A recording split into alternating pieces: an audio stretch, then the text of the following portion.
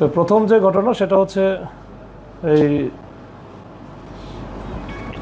শঙ্কর যে এলাকাটা আছে জাফরাবাদ, এই জাফরাবাদ এটা জাস্ট একেবারে বাউন্ডারি বলা যায়। এটা হচ্ছে মোহাম্মদপুর এবং হাজারীবাগ থানা দুটারই একেবারে বাউন্ডারিতে। তো এইখানে নুরুল ইসলাম নামে একজন ফটোগ্রাফার, যিনি ফটোগ্রাফি করে থাকেন, বিভিন্ন ইভেন্টে ফটোগ্রাফি করে থাকেন। উনি সন্ধ্যা বা 8টার কাছাকাছি, 8:15টার দিকে, রাত 8:15টার দিকে রিক্সা যোগে উনি এবং তার সাথে আরেকজন ছিলেন ইমন।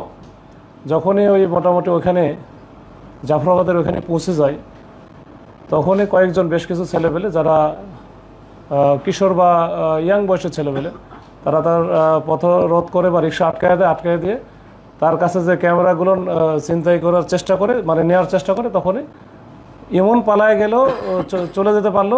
ওখানে কিন্তু নুরুল হককে ওখানে ব্যাপক আকারে গুরুতর জখম করে মাথায়, ঘাড়ে, হাতে, বুকে, এগুলো বিভিন্ন জায়গায় যে স্ট্যাবিং করে তারা কিন্তু পালিয়ে যায়। পরবর্তীতে নুরুল হককে ঢাকা মেডিকেলে নিয়ে যাওয়ার পরে ডাক্তার তাকে মৃত ঘোষণা করে। তো এই অবস্থার প্রেক্ষিতে একটা মামলা হয়। মামলা রুজু হওয়ার পরে আমরা চেষ্টা করতে থাকি বিভিন্নভাবে, বিশেষ করে ওইখানকার যে সিসি ক্যামেরা আশেপাশে যেগুলো ছিল সেগুলো আমরা পর্যালোচনা করি। এইখানে তথ্য প্রযুক্তি আমরা ব্যবহার করি এবং এই ক্ষেত্রে আমরা কিছু ক্লু পাই যে তার সাথে এই ইভেন্ট ম্যানেজমেন্টের কথা বলে বা যে বিয়ের অনুষ্ঠানের কাভারেজ দেওয়ার কথা বলে তাকে কিন্তু ডেকে নিয়ে আসে।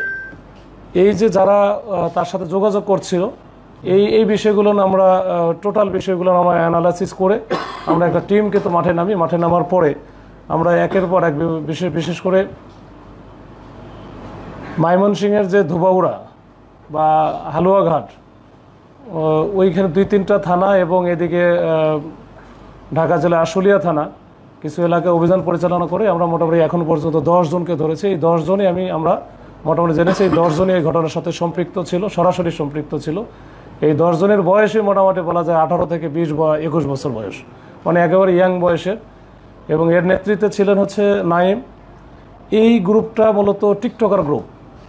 এরা হচ্ছে রায়ের বাজার কেন্দ্রিক এদের বাসা। এরা একটু ভাসমান টাইপের, এরা টিকটক করে বেড়ায়। এখন ওরা মোবাইল দিয়ে টিকটক করলে সেই মোবাইলে রেজুলেশন ভালো থাকে না বা ভিডিওগুলো এত পরিষ্কার থাকে না বা ওগুলো কাটতেই হয় না, এরকম একটা চিন্তা ভাবনা থেকে তারা মনে করে যে তাদের জন্য একটা ভালো ক্যামেরা দরকার। এই ডিএসএলআর ক্যামেরা এখান থেকে তাদের মাথায় আসে যে ডিএসএলআর ক্যামেরা সংগ্রহ করতে হবে যেভাবে হোক। তো এইটা ওরা ফেসবুক পেজে একবার 2-1জন যে ওর মধ্যে ছিল, তো ওরা এই হাসান নামে একজন আছে, মনে হয় হাসান, শাহিন, সরি। তো ওরা তখন ফেসবুকে একটা গ্রুপ দেখে ইভেন্ট ম্যানেজমেন্টের, এই যে নুরুল ইসলাম নামে একটা পেজ আছে, ফটোগ্রাফার পেজ, ওইখান থেকে নুরুল ইসলামের নাম্বারটা কিন্তু তারা কালেক্ট করে তার সাথে যোগাযোগ করে। প্রথমে ফোন দিয়ে যোগাযোগ করার পরে বলে যে আমাদের তো ইভেন্ট একটা আছে, বিবাহ অনুষ্ঠান জাফরাবাদে, তো এইখানে আপনি করতে পারবেন। বললো যে আমার কাজই তো ইভেন্ট ম্যানেজমেন্ট করা বা ফটোগ্রাফি করা, সমস্যা নেই, আমি করতে পারবো। তো 500 টাকাও তারা আজকে বিকাশে দেয়, যেটা বিশ্বাসযোগ্যতা অর্জনের জন্য। এটা 15 তারিখের ঘটনা। তারপরে তারা এর মধ্যে যোগাযোগ করে সব ঠিকঠাক আছে। 16 তারিখে এই নুরুল ইসলাম থাকেন আবার এজিবি কলোনি, যেটা যে মতিঝিল, ওখান থেকে সন্ধ্যার পরে সে বের হয়ে আসে ও তাদের সাথে যোগাযোগ করে যখন এই যে শঙ্কর বাস স্ট্যান্ডের নামে ওখানে একজন তার সাথে দেখা করে কোথায় যাইতে হবে, যে ব্লুমিং চাইল্ড স্কুল যেটা আছে ওটার কাছাকাছি ওখানে যেতে বলে, যে ওইখানে আমাদের লোকজন আছে, ওর পাশেই হচ্ছে বিয়ের অনুষ্ঠান, আপনি চলে আসেন।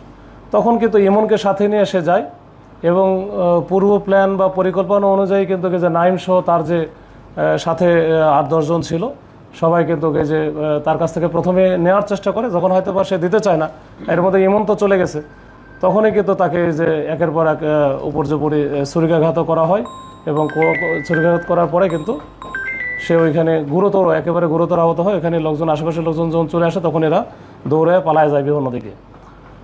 তো এই ঘটনায় আমরা কিন্তু যে দুটো ডিএসএলআর ক্যামেরা ছিনতাই হয়েছিল বা ওখান থেকে নিয়ে গেছিলো, এই দুটা ক্যামেরাই আমরা কিন্তু উদ্ধার করেছি। একটা ক্যামেরা আমরা মোহাম্মদপুর এলাকা থেকে দুটা ক্যামেরা উদ্ধার করা, এবং এর সাথে যে অস্ত্র দ্বারা ব্যবহার করেছিল, বিশেষ করে চাপাতি এবং রামদা, এগুলো কিন্তু আমরা উদ্ধার করেছি এবং এগুলো কিন্তু আমরা সিসি ক্যামেরা ফুটেজেও দেখেছি যে অস্ত্র রামদা নিয়ে দৌড়াইতেছে।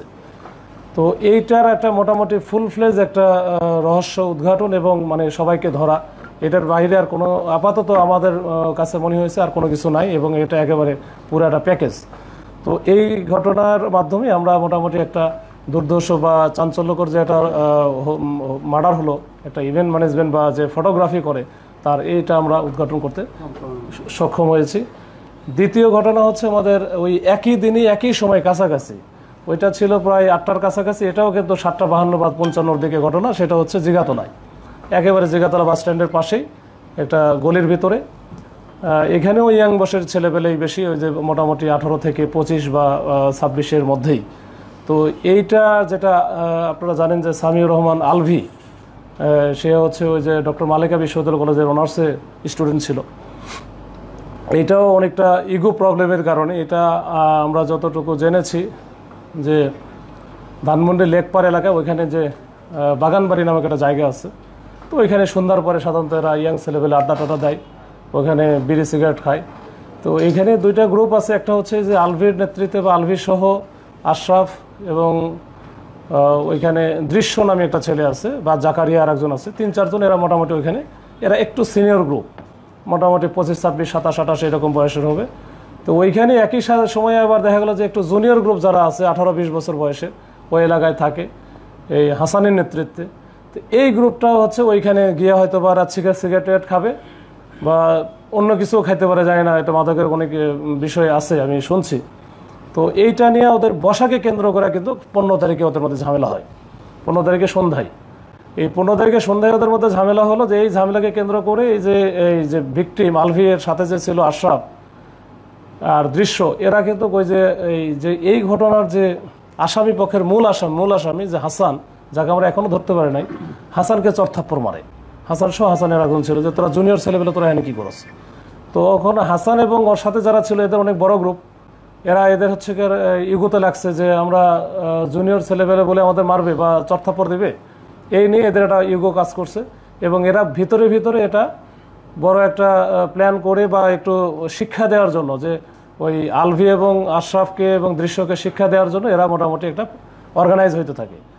এটা ওই দিনে আর কোনো কিছু করতে পারে না, এরা পরের দিনে সন্ধ্যার দিকে এরা তখন একত্রিত হওয়ার পর এরা খুঁজতে থাকে যে আলভি এবং আশরাফ সহ, যে দৃশ্য সহ এরা যারা আছে তারা কোথায় আছে। পরে ওরা খুঁজে পায়, প্রথমে মনে হয় এই আশরাফকে পায়, তারপর জাকারিয়াকে পায়। এদেরকে নিয়ে আবার আলভি ছিল মনে হয় গলির ভিতরে, তখন ওই গলির ভিতরে যায়, যেটা আমরা সিসি ক্যামেরাও দেখেছি। তো যাওয়ার পরে ওইখানে গিয়ে কিন্তু তাদেরকে একেবারে গলির একেবারে কর্নার, মানে একেবারে লাস্ট সীমায়, এরপরে আর কোনো কিছু নাই, ওইখানে গিয়ে তাদেরকে উপর জোবরে কোপানোর পরে ওইখানে গুরুতর অসুস্থ ছিল, মানে আহত হয়ে গেছিল এই যে আলভি এবং সাথে আশরাফ সহ 3-4 জন। তো 4 জনকে ওখানকার স্থানীয় লোকজন দৌড়াদৌড়ি করে এসে তাদেরকে পাঠায় দেয় ঢাকা মেডিকেলে। যাওয়ার পরে এই আলভি নামে যে ছেলেটা, ও হচ্ছে মারা যায়, আর বাদবাকি যে 3 জন আরও ছিল, এই 3 জন গুরুতর আহত ছিল, তারা আশঙ্কা মুক্ত। তো এই ঘটনার প্রেক্ষিতে আমরা সিসি ক্যামেরায় যাচাই বাছাই এবং অন্যান্য বিষয়গুলো নিয়ে আমরা কিন্তু চেষ্টা করি, এবং আমাদের এই ঘটনার সাথে যারা যারা সম্পৃক্ত ছিল সবাইকে আমরা শনাক্ত করতে সক্ষম হই, এবং সেটারও কিন্তু অভিযান এখনও অব্যাহত আছে।